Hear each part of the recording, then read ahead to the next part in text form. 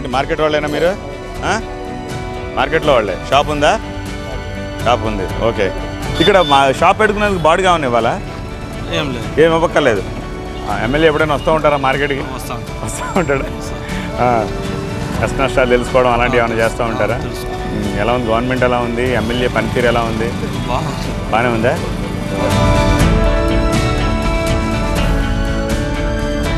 నమస్కారం అండి. ఏంటి మరి ఎలక్షన్ హడావుడి మొదలైందా? స్టార్ట్ అయింది కదా, ఇప్పుడే స్టార్ట్ అయింది. ఏంటి ఏమనుకుంటున్నారు? ఎలా ఉండే అవకాశం ఉంది ఈసారి? ఎక్కువగా అభివృద్ధి బాగా అభినయరెడ్డి చేశాడు కాబట్టి ఆయన వస్తాడని ప్రజలందరూ 180% అంటారు అనుకుంటున్నారు. టీడీపీకి ఇచ్చుంటే సీటు? టీడీపీకి వచ్చినా ఎవరు వచ్చినా తిరుపతిలో రోడ్లు అభివృద్ధి బాగా కళ్ళకు అందరికి కనపస్తూ ఉంది. కొర్లగుంటకు పోయే దారిలో 1 నిమిషంలో ఇంటికి చేరుకుంటున్నారు, 2 నిమిషాల్లో ఇంటికి చేరుకుంటారు. అంతకుముందు రోడ్లలో ఇరుక్కొని జనాలు ఇబ్బంది పడి ఆకలికి అవస్థపడి ఇబ్బంది పడి చాలా మంది ఇదైనారు. ఇప్పుడు ఈ రోడ్డు నుంచి టయానికి ఇండ్లకు చేరుకుంటున్నారు. సో బాగుందంటారు అయితే? బాగుంది.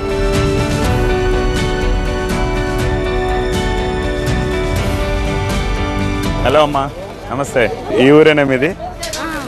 అంటే ప్రస్తుతానికి ఇక్కడే ఉన్నాము, అది అనంతపురం. ఎంతకాలం నుంచి ఉంటున్నారు తిరుపతిలో? 3 years. 3 yearsగా ఉంటున్నారు. ఎలా అనిపిస్తుంది తిరుపతిలో ఉండడం? బాగుంది. పని మీద వచ్చారా ఇక్కడికి? జాబ్ పర్పస్ ఏం జాబ్ చేస్తారు?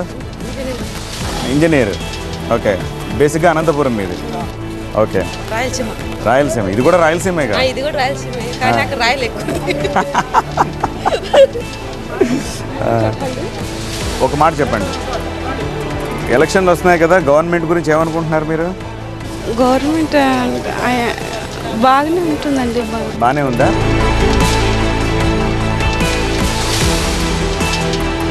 బాగా బిగ్గా జరుగుతుందా వ్యాపారం? బాగానే జరుగుతుందా? ఏంటి మరి ఎలక్షన్స్ వస్తున్నాయి కదా, ఏమనుకుంటున్నారు? మామూలే అంటే గవర్నమెంట్ మారాలా లేదా ఉండాలా ఏంటి? అదే ఉంటే మంచి, ఇదే ఉండాలా. Okay, done. ఇదే ఉండాలా, ఉంటే మంచిది. Okay, fine.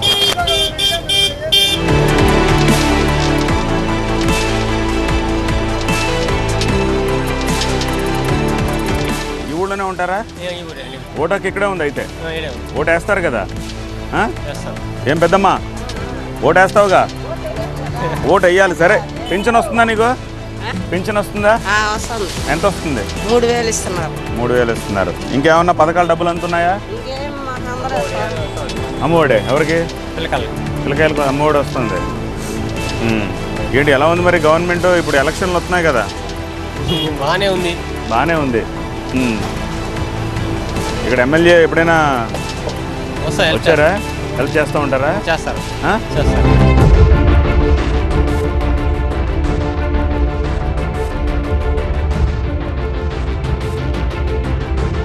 ఏంటి తిరుపతినా మీది?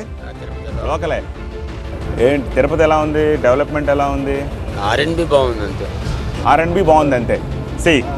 ఆర్ఎన్బి బాగుంది అంతే. తిరుపతి అసెంబ్లీ కాన్స్టిట్యున్సీకి సంబంధించి డెవలప్మెంట్ ఏమైంది, ఏం అవ్వాల్సి ఉంది, ఇష్యూస్ ఏమున్నాయి, ఏం సెటిల్ చేశారు, ఏమి చేయలేదు, ఇక్కడ క్యాండిడేట్స్ గురించి మీరు ఏమనుకుంటున్నారు, ఓవరాల్గా తెలుసుకుందాం. ఫస్ట్ మొట్టమొదటి ఇష్యూ ఏంటంటే తిరుపతి ఇష్యూకి వస్తే, తిరుపతిలో ఇప్పుడు ప్రజెంట్ కంటెస్ట్ చేసే లీడరు ఒక ఎమ్మెల్యే గారి కొడుకు. దానికి ముందు అతను డిప్యూటీ మేయర్గా పనిచేస్తున్నాడు. ఇప్పుడు చేస్తున్నాడు. దానికి ముందంటే పని చేస్తున్నాడు. చేస్తే ఇప్పుడు తిరుపతికి వచ్చే స్మార్ట్ సిటీ ఫండ్స్తో చాలా డెవలప్మెంట్స్ అన్నీ జరుగుతూ ఉన్నాయి, జరిగేది కనపడుతూ ఉన్నాయి. దాంట్లో ఎక్కడ ఏమీ లోపం లేదు. Very good. తర్వాత కొత్త రోడ్లు ఫామ్ చేస్తారు. ఇప్పుడు చంద్రబాబు నాయుడు స్లోగా మసక మారిపోతున్నాడు. తెలుగుదేశం పార్టీ మసక మారిపోతూ ఉంది, అంత తేజస్సుగా లేదు.